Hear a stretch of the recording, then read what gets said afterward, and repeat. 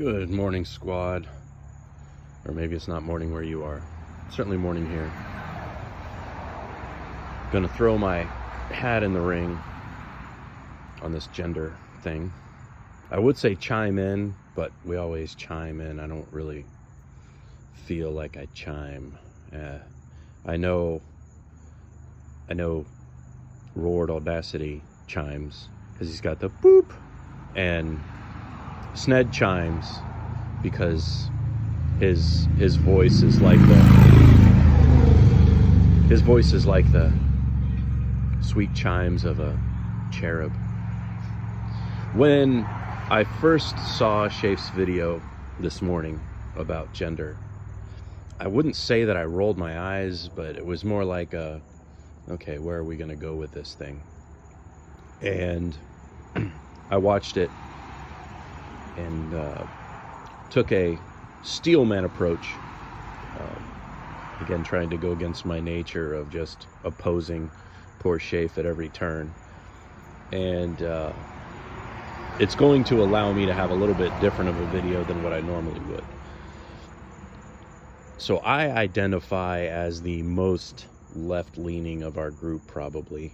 I would categorize myself as a social liberal.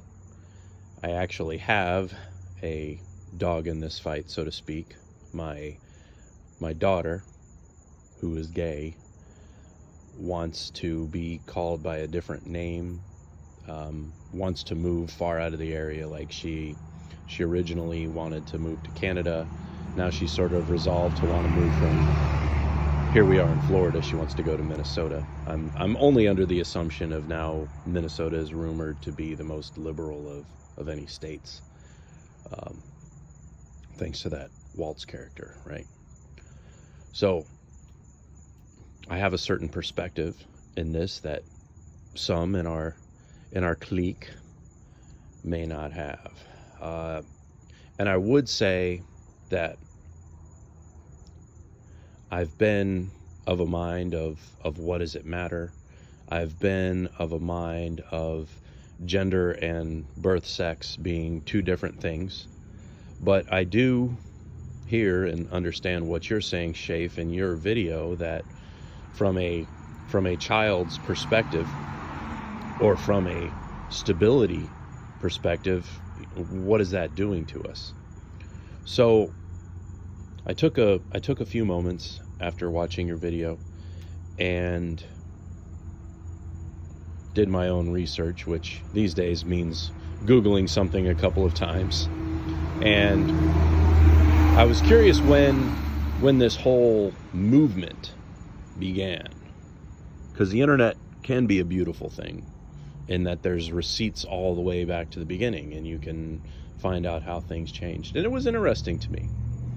One of the top searches came up because I first did my query, see what I did there, on YouTube, and a Joe Rogan video came up, and he had a guest who talked about the beginning of the gender fluid movement.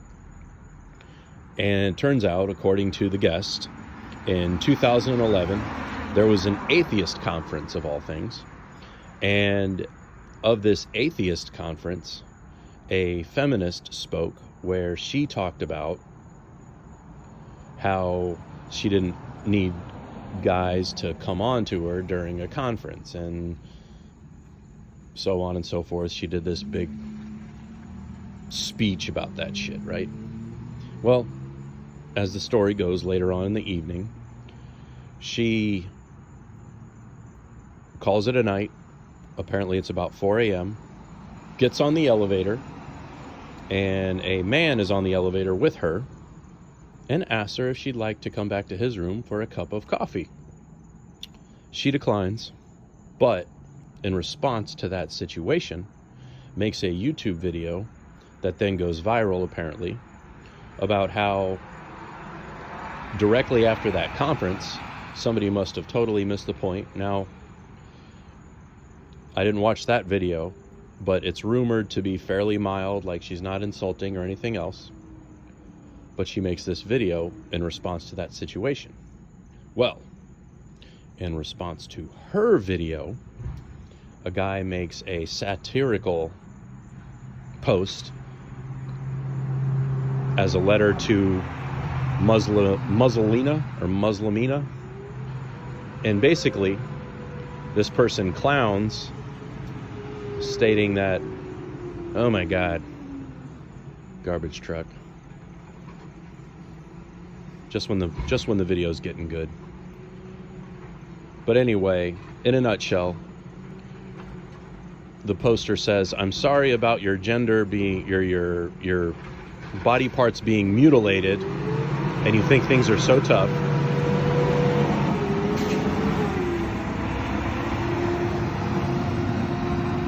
But we have it much worse over here in the West, because on an elevator, a woman can be asked if she wants a cup of coffee."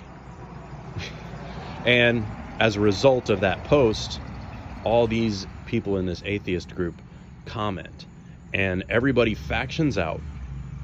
And from my perspective from that is, the more radical of the group were able to identify each other, group up, create this radical bubble, and there you have it, the start of everything in 2011.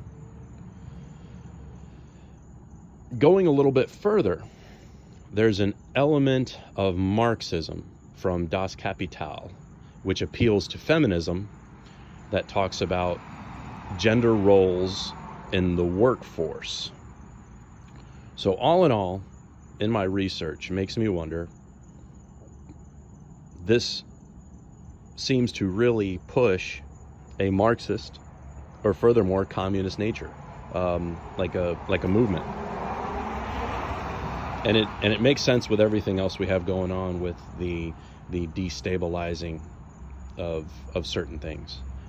And from what I can tell, they're winning.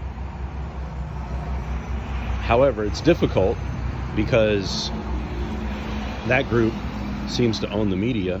So what does 15 to 25% of the population look like when they're the only ones with a megaphone and they're the only ones with a platform?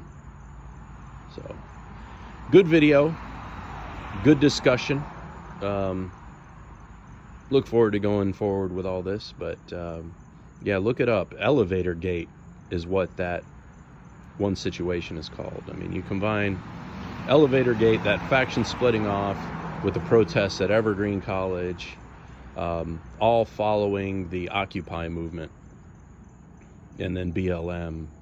It's an interesting social movement. All right, y'all, take it easy.